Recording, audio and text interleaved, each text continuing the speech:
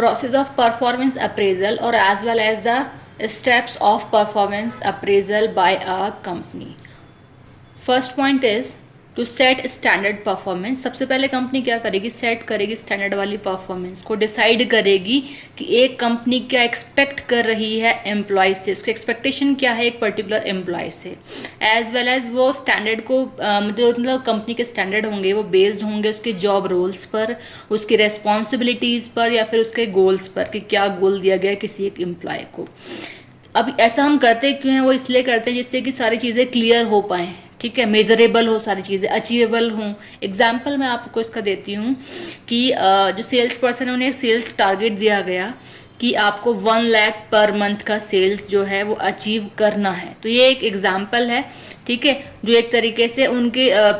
Performance को set करने के लिए या उसकी परफॉर्मेंस को चेकआउट करने के लिए एक एम्प्लॉय को दिया गया है। Next point is communicate standard to employees, कि हमें कम्युनिकेट करने हैं एम्प्लॉयज़ को ऑलरेडी स्टैंडर्ड्स उनके क्या हैं। अब उससे क्या होगा, जो स्टैंडर्ड्स है वो क्लियरली एक्सप्लेन हमें एम्प्लॉयज़ को इसीलिए कर लेने हैं जिससे कि एक एम्प्लॉय जो है वो अंडरस्टैंड कर पाए, समझ पाए कि उसकी एक्सपेक्टेशन मतलब उससे एक्सपेक्टेशन क्या है कंपनी की। ये चीज़ जो है वो अवॉइड करती है कन्फ्यूज़न को और इम्प्रूव करती है परफॉर्मेंस को, ठीक है। अब नेक्स्ट पॉइंट जो है हमारा, अच्छा ये सारी जो चीज़ें हैं वो होती कैसे हैं कि जो कम्युनिकेशन किया जाता है वो मीटिंग्स के थ्रू किया जाता है, मेल्स के थ्रू किया जाता है, ट्रेनिंग प्रोवाइड की जाती है एम्प्लॉयज़ को। तो इन सभी चीज़ों के थ्रू हम क्या है कम्युनिकेट करेंगे स्टैंडर्ड्स कंपनी के एम्प्लॉयज़ को। अब नेक्स्ट पॉइंट है हमारा मेज़र एक्चुअल परफॉर्मेंस, की हमें मेज़र करनी है कि एक एक्चुअल परफॉर्मेंस एम्प्लॉयज़ की क्या है, ठीक है, उसको ऑब्जर्व करना है, उसका रिकॉर्ड मेंटेन करना है, रिपोर्ट्स बनानी है, उसको सुपरवाइज करना है,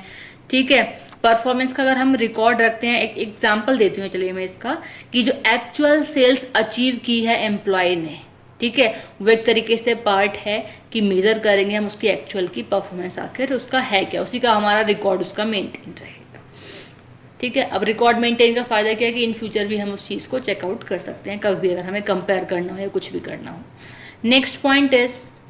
कंपेयर विद स्टैंडर्ड्स, कि हमें करना क्या है कि हम कंपेयर करेंगे एक्चुअल परफॉर्मेंस को विद एक्सपेक्टेड स्टैंडर्ड की, जो हमारे हम पहले मतलब कंपनी की बात कर रही हूँ, कंपनी की कुछ एक्सपेक्टेशंस थी एक एम्प्लॉय को लेकर के, ठीक है, और जो रियलिटी में जो एक्चुअल में उसने परफॉर्मेंस दी है, हम उन दोनों चीज़ों को क्या करेंगे कंपेयर करेंगे, आइडेंटिफाई करेंगे कि दोनों चीज़ के बीच में कितना गैप है, ठीक है। इससे क्या होगा, ये चीज़ जो है वो हेल्प करेगी एम्प्लॉय की परफॉर्मेंस को जज करने में कि अबव स्टैंडर्ड है, इक्वल टू स्टैंडर्ड है या फिर बिलो स्टैंडर्ड है, ठीक है।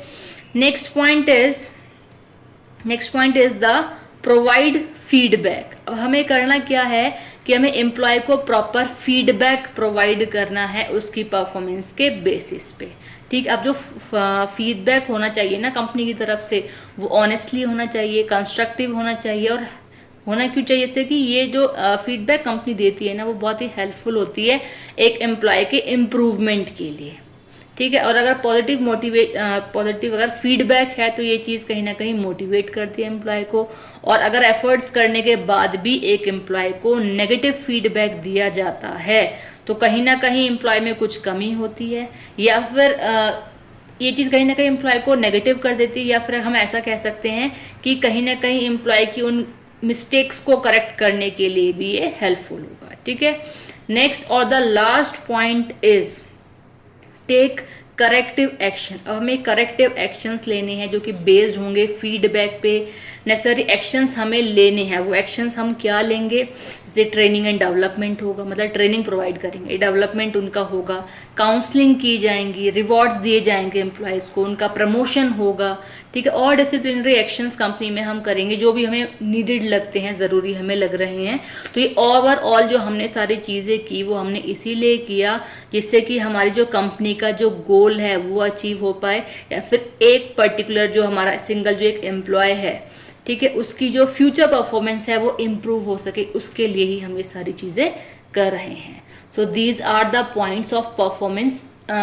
अप्रेजल। आई थिंक आपको क्लियर हो गए होंगे, और अगर आपको ढंग से क्लियर हो जाते हैं तो प्लीज़ मुझे कमेंट करके बताएं कि मैंने किस तरीके से एक्सप्लेन किया और आपको समझ में भी आया या नहीं, या और कोई टॉपिक ऐसा है जो आपको नहीं समझ में आ रहा है मैं उसकी वीडियो बनाऊँ, तो प्लीज़ आप मुझे कमेंट करके ज़रूर बताएं।